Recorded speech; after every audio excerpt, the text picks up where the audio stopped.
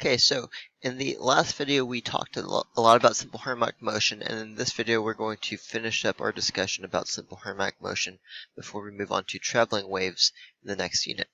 Okay, so where we left off in the last video was talking about phase difference. Okay, now when we talk about the phase difference, we're talking about the phase difference between two different types of oscillations.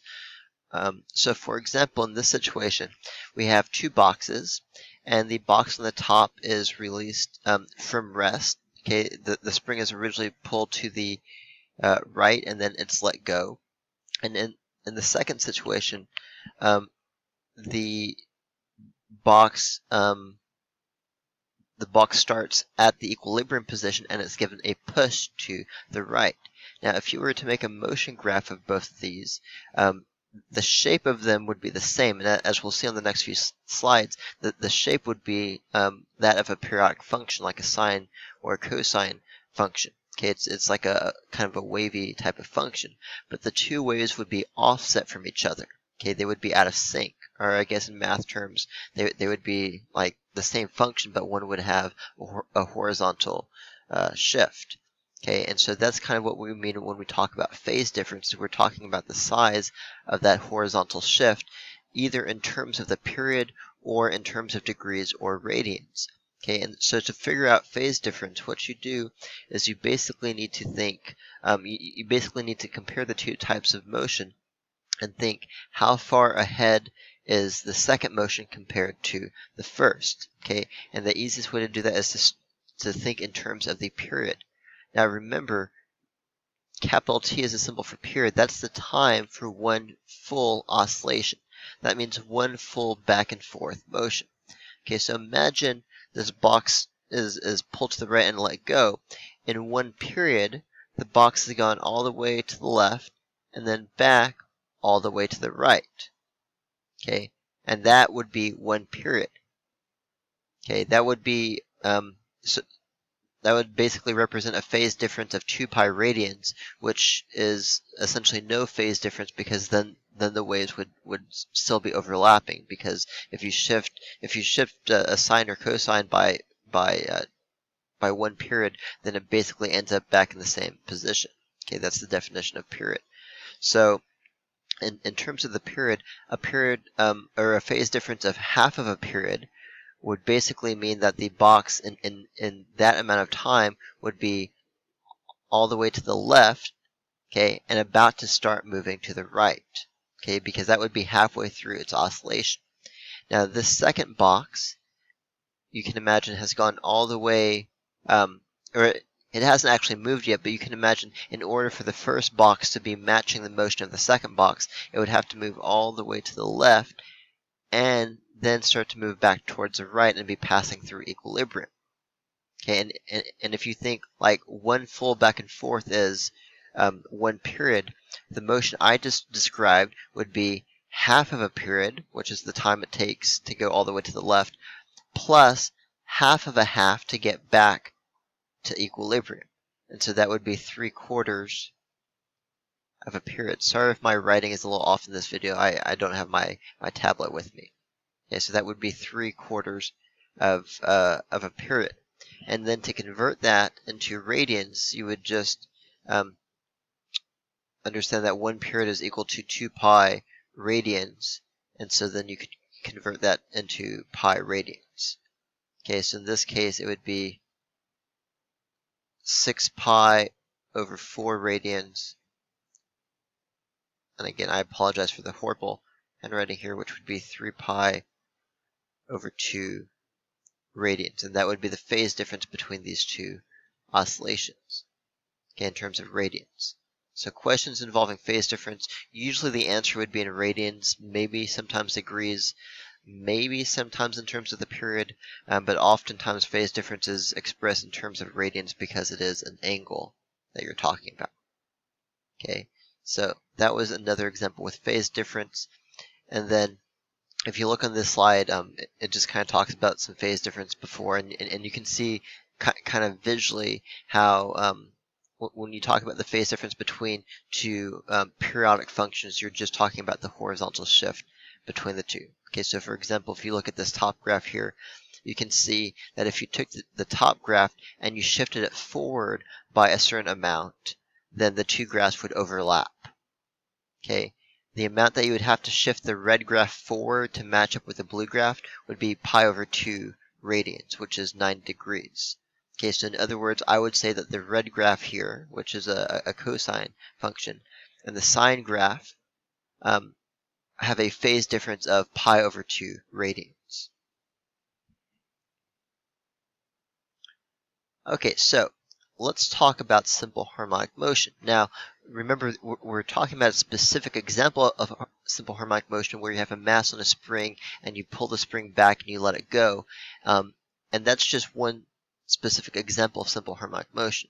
Now, in general, there's two conditions for an object to oscillate in simple harmonic motion, and the mass on a spring is just one of many, many examples of how that could happen.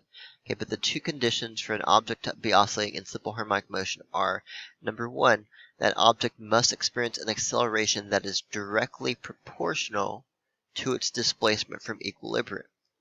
Now, in the last video, I talked about exactly what that means by directly proportional. That means that the acceleration has to be equal to some constant. It could be the spring constant, it could be any constant, it doesn't matter as long as it's a constant times the displacement from equilibrium. That's what a proportional relationship is. A proportional relationship is, you can think of it, it's like a linear relationship without a y-intercept. A proportional relationship is one where if you double one variable, the other variable also doubles. Okay, so it's a special case of a linear relationship in general. Okay, so you have some constant. Obviously, in the case of a mass on a spring, that constant is a spring constant, but in general, it's just some constant times the displacement from equilibrium. And the second condition is that that acceleration must be in the opposite direction of the displacement. Okay, meaning that there should be a minus sign in here to indicate the direction of the acceleration is opposite in sign to the direction of displacement. And the reason for that is with simple harmonic motion, the restoring force is always trying to push the object back towards its equilibrium position. And so the force, and therefore the acceleration, are always acting in the opposite direction of displacement. Okay, now, and we talked about those things in the last video. So let's take a look at what these graphs look like for simple harmonic motion. If you were to make a graph of the position of an object in simple harmonic motion as a function of time, or let's say the displacement of an object in simple harmonic motion as a function of time, and if you were also to look at the graphs of the velocity time and the acceleration time, all of the graphs are sinusoidal. And when I say sinusoidal, what I mean is that they have the shape of a sine or cosine graph, which you've probably seen before, and if you haven't, you can see on the next slide. I'm going to link a video on this slide that might help you see how these graphs could be produced, and hopefully that helps you. But what you'll see is that when the displacement and the acceleration, because those two are proportional to each other, when the displacement is 0, the acceleration is also 0. Okay, and when the displacement is at a maximum, the acceleration is also at a maximum because those two things are proportional to each other. Now, the velocity, on the other hand, is different. Okay, because if you imagine the velocity of an object going back and forth, whenever the displacement is at a maximum, that means when you're at one of the endpoints, the object stops moving. Okay, because at the endpoint, it stops and then it turns back and goes back in the other direction. And so the velocity is actually 0 when the displacement and acceleration are at a maximum. Okay, now, mathematically speaking, just to recall from IB Physics 1, we talked about these three types of motion graphs before: displacement time graph, velocity time graph, and acceleration time graph. Okay, and in IB Physics 1, we talked about how when you're interpreting a displacement time graph, the slope of a displacement time graph always represents velocity. Okay, because velocity is the rate of change of displacement. And mathematically speaking, what you could say if you have some basic calculus under your belt is you would say that if you take the derivative of displacement with respect to time, then that would represent the velocity. Okay? Just like if you take the derivative of velocity with respect to time, that would give you acceleration. Okay, and if you don't know what a derivative is, that's fine. Okay, but you can make that relationship if you know what I'm talking about. Okay, but basically, given a displacement time graph, you should be able to roughly sketch or have an idea of what the velocity and the acceleration time graphs look like as well. Okay, notice that the shape of all of these are sinusoidal, but the slope of a displacement time graph always represents the velocity. Okay, so here point A represents one of the endpoints, in this case the negative endpoint. So this graph is produced basically assuming that you push the object in to its negative displacement or its maximum displacement on the left side or in the negative direction, and then you let it go. Point B would then represent the equilibrium position. Point C would represent the other endpoint, and then it's just going to go back and forth, back and forth.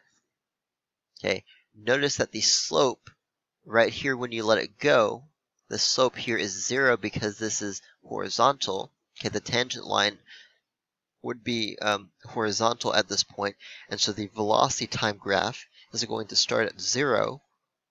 Notice that the slope is positive between A and C, meaning that the velocity should be positive between points A and C, which it is. You can see on the velocity time graph how it's positive, positive, positive, positive, positive, 0 again. Okay, point C is the other endpoint. That's when the object is stopping and then turning back around. Again, if you think in terms of derivatives, the derivative at this point C would be 0. Okay, this would be what you call, I guess, a critical point. In math, the derivative at this point is 0, and so you can see that reflected on the velocity time graph, how it's going through 0 at that point. Now, if you compare displacement and acceleration graphs, notice that they're basically the same graph, except that the acceleration time graph is flipped compared to the displacement time graph. And that's because the acceleration is proportional to the displacement from equilibrium in simple harmonic motion, but there's a negative sign in there that causes the entire thing to flip. Okay, and so that's why the displacement and acceleration time graphs always have a similar shape, right? But they are flipped from each other. And again, just to tie this back into math, once again, for those of you who have seen this before, if I were to look at this displacement time graph, this function is a negative cosine function, okay, because it starts at -1. Cosine starts at 1. It starts at the highest point and then starts to go down. And so this graph, I can tell just by looking at it, would be a negative cosine function. And if you take the derivative of negative cosine, the derivative of cosine is negative sine. And so the derivative of negative cosine, that extra negative, gives you sine. Okay, notice that this graph right here, the velocity time graph, is a sine graph. And the derivative of sine is cosine. Again, if you don't know exactly what I'm talking about, if you're not in IB math, then that's fine. But I do want to make that connection to those of you who are. Okay, so let's go on to the next slide. Okay, this is basically just the same type of deal. I do want to take a look at a few examples, and I just want you to see if you can do these on your own, and then we can go over these at a future time. Okay, so read this question and see if you can answer this question.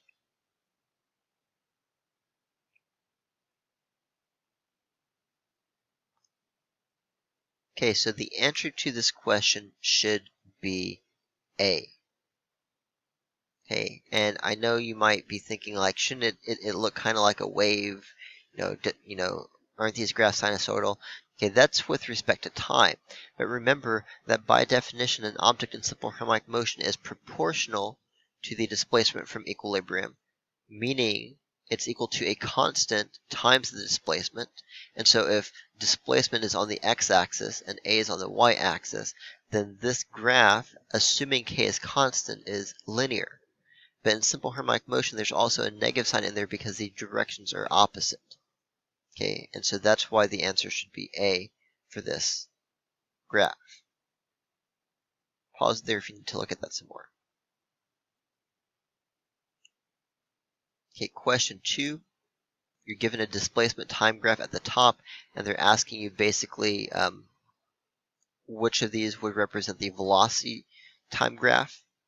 Okay, so pause it here and see if you can figure that out.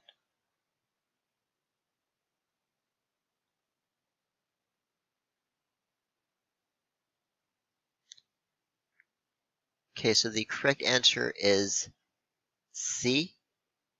Now, this is one of those situations where if you happen to know calculus, you can do this pretty easily because the displacement time graph is a cosine function, and if you take the derivative of that, you get negative sine.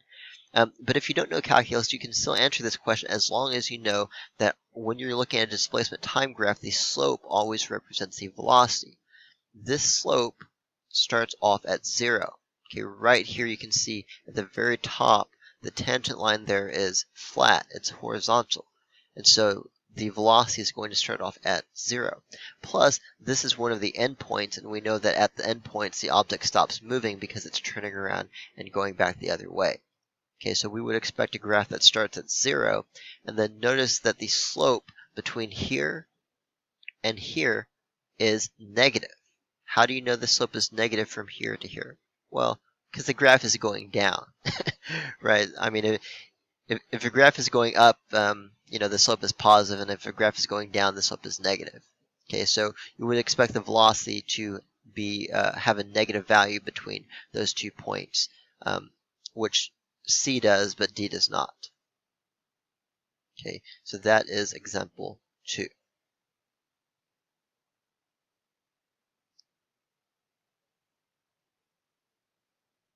Alright, these are just some random facts that would be good for you to know. So pause there if you need to write some of that down.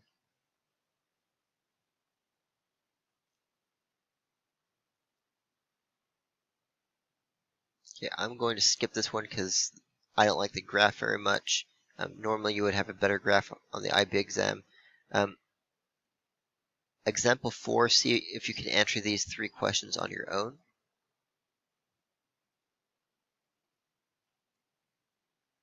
Okay, so the answer to this question, at what position is the acceleration of the bob at a maximum? Because the acceleration is proportional to the displacement, the acceleration is going to be at a maximum whenever the displacement is at a maximum. And so that's going to be at the endpoints A and B.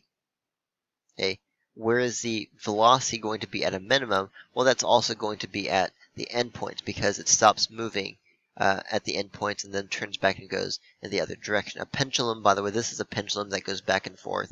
That's another example of simple harmonic motion. The last question says, at what position is the kinetic energy of the bob at a maximum? Remember, kinetic energy is energy of motion. Okay, that's 1/2 kx squared. Okay, and so the kinetic energy is going to be at a maximum wherever the object is moving the fastest, which is going to be at point O, because point O is the equilibrium position. In terms of energy, what happens is all of the gravitational potential energy that you have at A and B is converted back into kinetic energy when it gets down to point O. And so that's where the velocity is at a maximum, which means that's where the kinetic energy is also at a maximum. Okay, and I briefly talked about this in the last video. I'm going to link a simulation that I want you to check out. Hopefully it works on your device, and if not, I'm sorry. But I want you to check out the simulation. If it works, great. But the last thing I want to talk about is something I alluded to in the previous video. In simple harmonic motion, for example, a pendulum on a string or a mass attached to a spring going back and forth, you always have some back and forth between potential and kinetic energy. Okay, so if you read the slide, you can see that the little graph represents a back and forth between kinetic and potential energy, and that's pretty common in simple harmonic motion. You always have some back and forth between one type of energy and another type of energy. In this case, it's between gravitational potential energy and kinetic energy. Okay, and in simple harmonic motion, you don't have any friction or resistive forces, and so that total amount of energy is fixed. Okay, or I guess you could say in terms of mechanics, you would say the mechanical energy is constant. Okay, the kinetic energy plus the potential energy is constant. Okay, and so this, if you couldn't get the animation to work, it's something kind of like this, where you can see the mass and the spring going back and forth, and you can see that transfer back and forth between kinetic energy and, in this case, spring potential energy.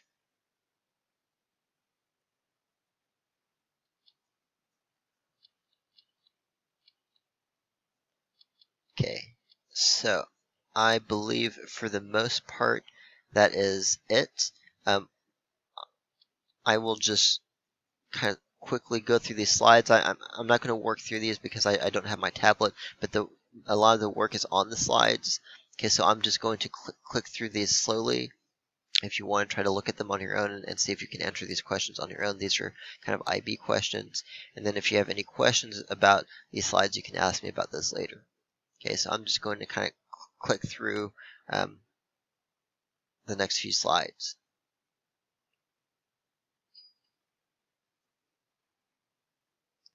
By the way, on this graph, make sure you always look at the labels on the graph. The time is in milliseconds. Okay, and so that's a question where you could really get messed up if you're not careful on the IB exam, because milliseconds, you would have to convert that to seconds to find period. Okay, remember, milli is 10 to the negative 3.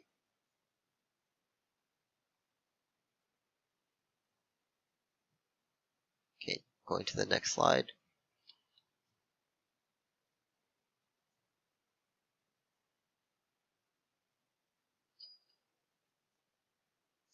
Do keep in mind that displacement cannot be a negative value. Amplitude cannot be a negative value. Amplitude is always a positive number. Okay, displacement can be positive or negative because an object can move in the positive direction or the negative direction. Okay, but amplitude is always given as a positive value. That's the maximum displacement from equilibrium. And again, watch out for the units, because here the displacement is measured in millimeters again.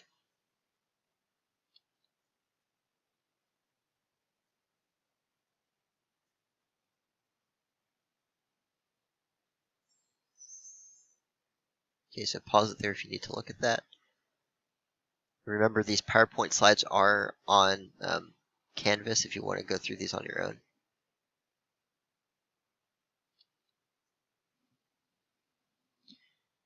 And here we have a question about phase difference. Okay, remember, for phase difference, the easiest way to approach phase difference is to think in terms of the total period. If you look at this graph, you can see that they both have the same period, but remember, period is the time to go back and forth one time. So looking at the red graph, I can see that it goes back and forth in 6 milliseconds.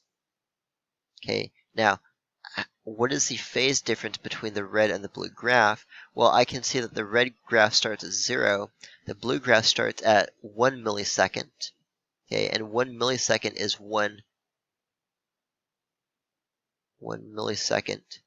If the period is 6 milliseconds, again, sorry for my bad handwriting, then 1 millisecond would be a sixth of a period. Okay, and so the phase difference, you could either say a sixth of a period, or you could say 1/6 of 2 pi radians, which would be pi over 3 radian phase shift, or phase difference.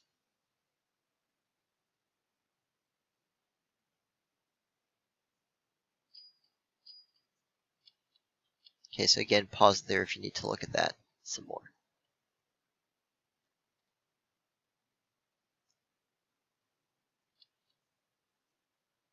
Okay, and then the last little bit, again, I'm not going to work through this just because I don't have a tablet to draw.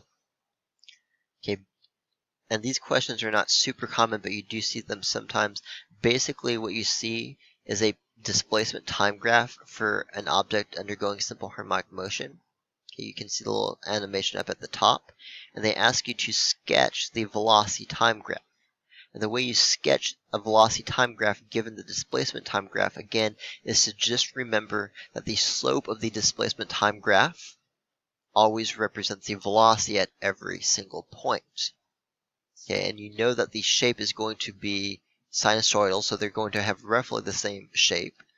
You know that at the endpoints, that means at the areas of maximum displacement, the velocity is going to be 0, right? Because at the endpoints it turns around. Okay, and so you can kind of use the endpoints to say, okay, I know my velocity has to go through this point, it has to go through this point, it has to go through this point, it has to go through this point.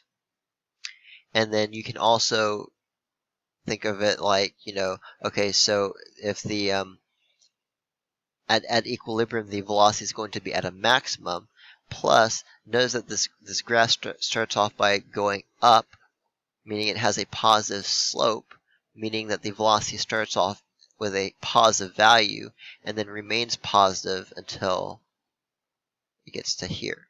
Okay, and so you can kind of use that logic to kind of piece out what this graph should look like. And I'm not going to do the whole thing because I don't have a tablet, but that's how you would break it down.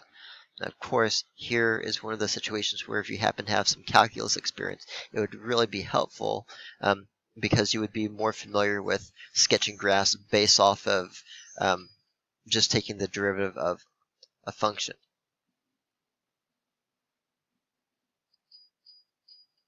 Okay, because you could figure out, this side has a positive derivative, this side has a negative derivative, which means there's a